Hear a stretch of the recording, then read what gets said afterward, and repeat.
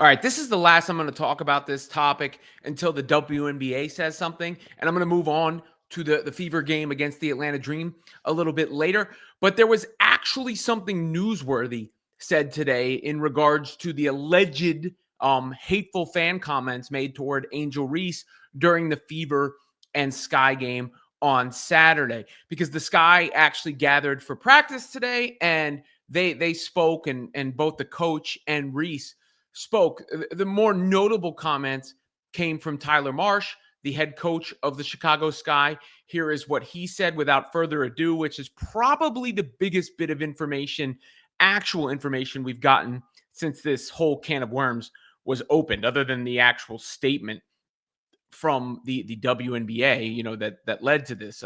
Chicago State of Mind Sports, I believe, shared this from the YouTube. I think that's what the title of the page is.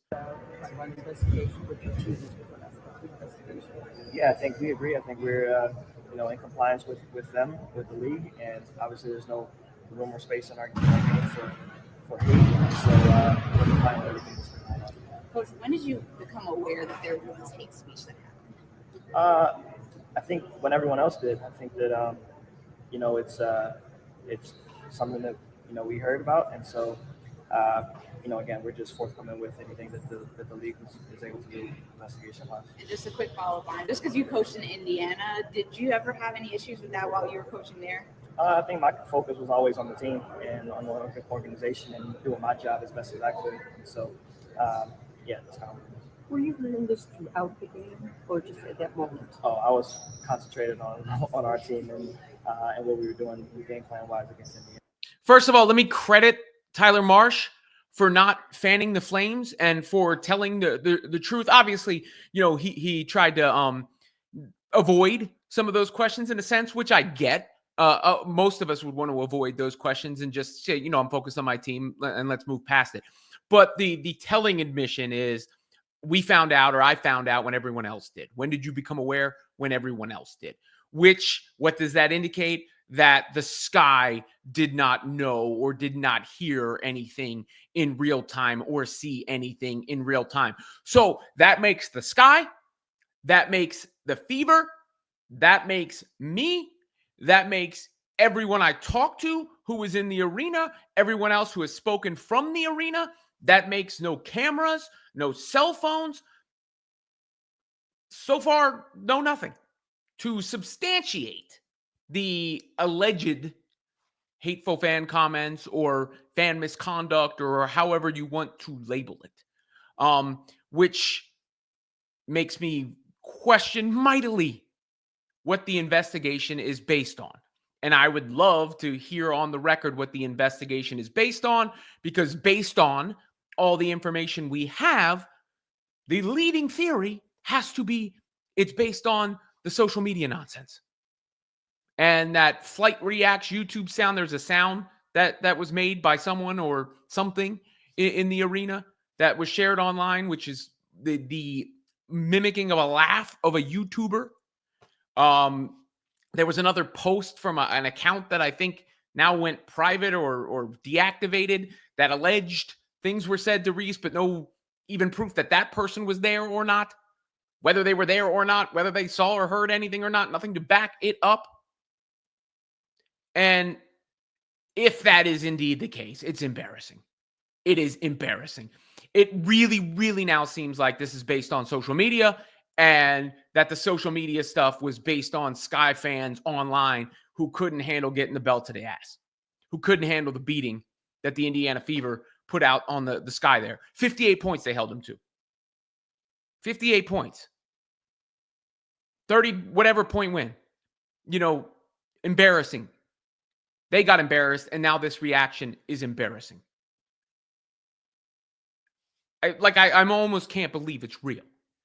If it, gotta allow for the pod, like I've said, and like Caitlin said, she answered it perfectly. She said, I didn't hear her say anything, but that doesn't mean anything happened.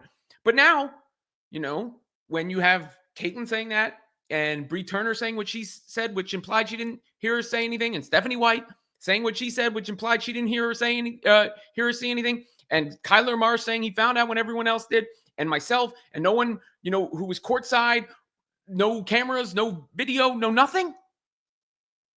What else are you supposed to think? Especially when the entire thing is vague, especially when the line of questioning to Angel Reese is vague. And, the first few questions have nothing to do with her account. And again, just this abstract idea. Yeah, yeah. Obviously, there's no place in this league for that. I think the WNBA, our team, and our organization has done a great job supporting me. I've had communication from everyone, from so many people across this league, and being able to support me and going through this whole process. Obviously, it could happen to me, it could happen to anyone, and I think they've done a great job supporting us in this. How did it affect you Saturday, trying to do your job, trying to play, and having this going on simultaneously? Yeah, obviously it's tough, but I think I have a great support system. I'm loved by so many people, and obviously in the moment it's hard to hear, but my support system is great. God has protected me in so many different ways. I've gone through so many different things in the past couple of years of my life, but I think just having this support and this love and being a part of an organization that really supports me and loves me is something that I couldn't imagine not being a part of. What do you think the league's response, just coming out right away and getting that investigation going? Yeah, obviously, like I said, they understand that this is the priority. Obviously, there's no place for this, and they preach. I think 2 days before they put out no hate, no speech.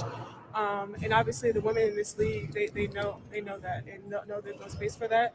And I believe that every player in this league deserves to be treated with respect and want to come to work and just have fun and have a great environment to work at. So I think they've done a great job putting that out, and we're obviously just going to respond as they need to. Were you able to? So no one in those first few questions asked Angel what she saw or heard. Now, according to James Boyd of The Athletic, he said that she was later asked, were you able to give the WNBA details of where the general vicinity was? You heard stuff. And she said, that's not a me question, meaning it wasn't for her. Then later somebody asked, what would you like the league to do with those fans? And Sky PR interrupted, saying she already answered that. So the vague aspect of that is puzzling. I really wish, it's not Angel's fault any of this happened, but I really wish she would, first someone would ask her. And then, I think when she said it's hard to hear, meaning it's hard to hear as like you don't like to hear or you couldn't actually hear. Just the whole vague aspect of it and just kind of everybody just going along with it. When I don't know if there's anything to actually go along with. So again, I will wait now until the